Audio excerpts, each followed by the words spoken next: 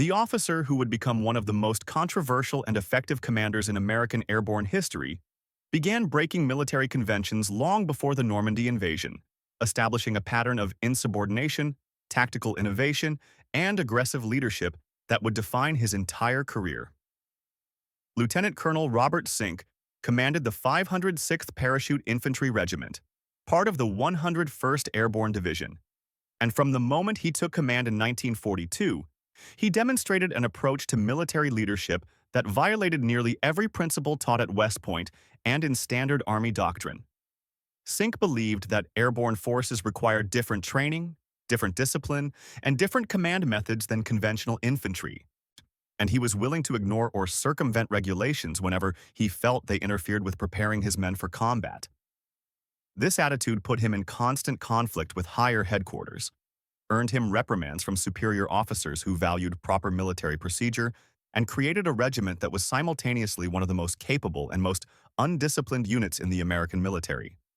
Sink's pre-D-Day rule-breaking took various forms, most of which would have ended the careers of less competent or less well-connected officers. He routinely exceeded authorized training budgets, requisitioning equipment and ammunition through unofficial channels when official supply systems couldn't provide what he believed his men needed. He ignored training schedules mandated by division headquarters, and is substituting his own programs that emphasized live-fire exercises and realistic combat simulations rather than the by-the-book drills that conventional doctrine required. He tolerated and even encouraged behavior from his subordinate officers that other commanders would have considered grounds for court-martial. Aggressive, sometimes reckless tactical decisions, casual attitudes toward military courtesy and protocol, a general contempt for rear area staff officers and their endless paperwork. Sink's philosophy was simple. Airborne troops would be dropped behind enemy lines with minimal support, facing superior enemy forces, and their survival would depend on initiative, aggression, and tactical flexibility rather than on following established procedures. The conflicts this approach created with higher authority became legendary within the 101st Airborne. Division staff officers complained constantly about Sink's refusal to submit proper reports, his failure to attend mandatory briefings, his tendency to implement training programs without seeking required approvals. Other regimental commanders, who followed regulations more carefully and who resented Sink's apparent immunity from consequences, protested that his methods created unfair disparities in how different units were trained and equipped. Supply officers despaired of tracking where Sink's regiment obtained its ammunition and equipment, since official channels couldn't account for the quantities his men were using in training. And personnel officers struggled with Sink's habit of promoting officers based on combat capability rather than time and grade or completion of required professional education courses. Yet Sink survived these conflicts and continued operating according to his own principles because he produced results that couldn't be ignored. The 506th Parachute Infantry Regiment became recognized as one of the most tactically proficient units in the entire airborne force, with soldiers who demonstrated remarkable initiative and aggression in training exercises, with junior officers who could make independent tactical decisions under pressure, with a level of unit cohesion and morale that conventional training methods struggled to achieve. When senior commanders visited to observe Sink's regiment in training, they saw units conducting complex operations with a speed and flexibility that suggested his unorthodox methods were producing exactly the kind of force that airborne operations would require. This created a dilemma for higher headquarters. They couldn't condone Sink's rule-breaking without undermining military discipline across the entire division, yet they couldn't deny that his approach was working in ways that by-the-book training wasn't. The D-Day operation on June 6, 1944, provided the first combat test of whether Sink's methods would translate into battlefield effectiveness. The 506th PIR jumped into Normandy in the early hours of D-Day with the mission of securing causeway exits from Utah Beach and disrupting German responses to the amphibious landings. The jump itself was chaotic. With paratroopers scattered across miles of French countryside, units hopelessly intermixed, and command and control almost completely broken down. Yet Sink's men adapted to this chaos with exactly the kind of initiative and aggression he had cultivated during training. Small groups of paratroopers formed ad hoc units regardless of their original assignments, identified tactical objectives, and attacked with minimal coordination but with the aggressive mindset that Sink had instilled. The regiment accomplished its D-Day missions despite the jump's chaos, seizing key positions and creating the kind of confusion behind German lines that airborne operations were designed to achieve. The weeks of fighting in Normandy that followed D-Day confirmed that Sink's approach to command produced units capable of sustained combat effectiveness under the worst conditions. The 506th fought through the Bocage country's murderous hedgerows, conducted offensive operations that conventional doctrine said were impossible for lightly armed airborne units, and maintained cohesion and fighting spirit despite taking heavy casualties. Sink personally led from the front in ways that senior officers weren't supposed to do, exposing himself to fire that should have been avoided by regimental commanders, making tactical decisions on the ground rather than from command posts where proper procedures could be followed. He continued breaking rules in combat just as he had in training, ignoring operational boundaries when tactical opportunities presented themselves, committing his regiment to attacks without seeking higher approval, generally operating with an autonomy that appalled staff officers, but that produced battlefield results. But it was the Battle of Bastogne in December 1944 that would truly test whether Sink's methods and the regiment he had created could perform under the most extreme circumstances. The German Ardennes offensive that began on December 16th caught Allied forces by surprise, creating a massive penetration that threatened to reach the Meuse River and potentially change the war's strategic balance.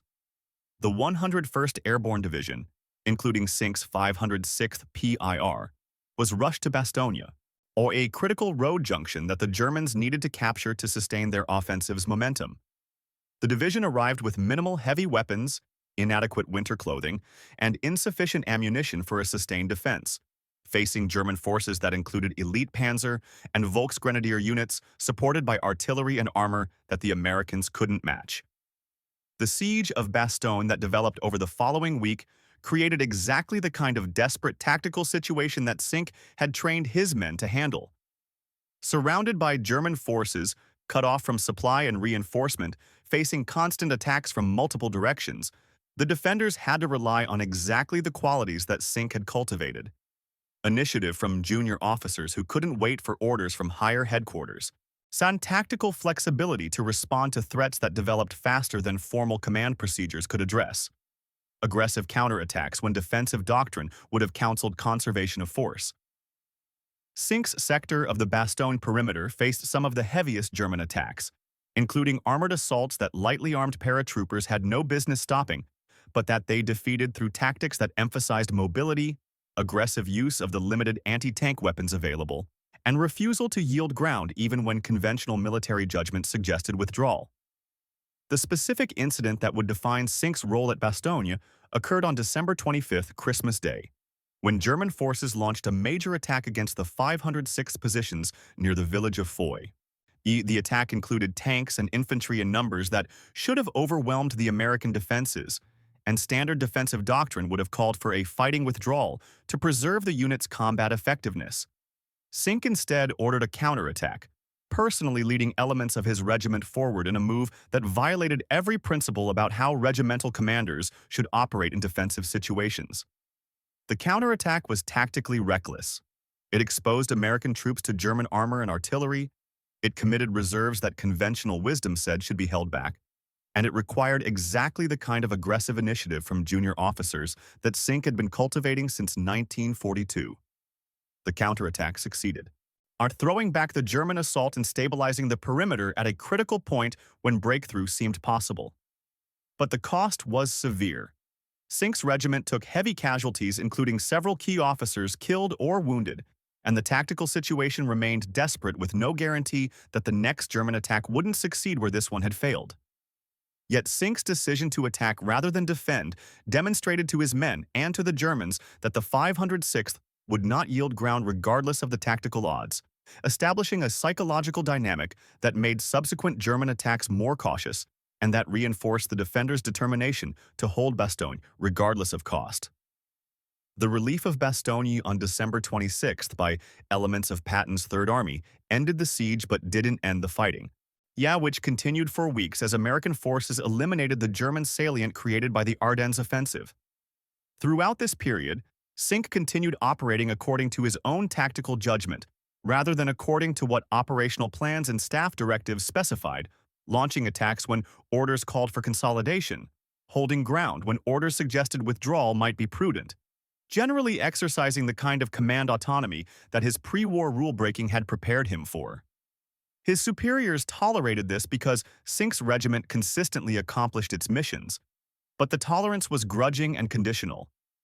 After the war, Cinque's fitness reports would note his tactical effectiveness while also documenting his consistent failure to follow proper military procedures. The relationship between Cinque's pre-D-Day rule-breaking and his regiment's performance at Bastogne became a subject of study for military theorists trying to understand what kind of leadership worked best for elite units operating under extreme conditions.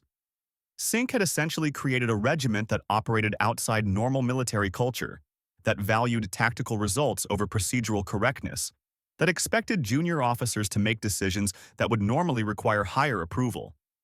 This approach produced units capable of extraordinary performance in desperate situations like Bastogne, but it also created problems of discipline and integration with conventional forces. Cinque's men sometimes ignored boundaries and operational plans that constrained conventional units.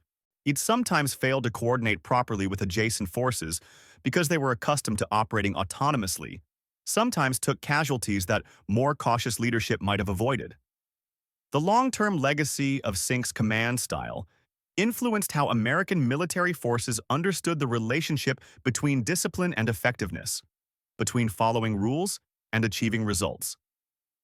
Cinque demonstrated that conventional military procedures developed primarily for managing large conventional forces might not be optimal for elite units like airborne forces that operated in fundamentally different circumstances. Yet he also showed the risks of allowing commanders too much autonomy to break rules. Cinque's success depended heavily on his own tactical competence and on his ability to instill the right attitudes in his subordinates, qualities that couldn't easily be replicated across the military. The question of whether to encourage more Cinque-style commanders or to insist on greater procedural conformity remained unresolved, with different branches and different eras of American military culture answering it differently. For the soldiers who served under Cinque, his rule-breaking and his aggressive leadership created complicated feelings. Many credited him with saving their lives by training them properly for combat's realities rather than for peacetime regulations. Others resented the casualties his aggressive tactics produced, feeling that more cautious leadership might have accomplished missions with fewer losses. Some admired his willingness to ignore regulations when they conflicted with operational necessity, seeing it as evidence that he prioritized his men's welfare over his career advancement. Others worried that his example encouraged junior officers to break rules without having Cinque's tactical judgment to guide their decisions. The title, "Broke Every Rule Before D-Day, Then Saved the 101st at Bastogne," captured something real about Cinque's career and about the complex relationship between military discipline and battlefield effectiveness. He had indeed broken countless rules in preparing his regiment for combat, violating regulations that seemed designed more for administrative convenience than for tactical necessity. And he had indeed played a crucial role at Bastogne, using the aggressive, initiative-driven approach he had cultivated to help hold a position that conventional defensive doctrine said couldn't be held. Whether these two facts were causally connected, whether breaking rules before D-Day directly enabled saving the 101st at Bastogne, remained debatable. But Cinque's career suggested that for some commanders in some circumstances, effectiveness required operating outside the boundaries that military institutions tried to impose.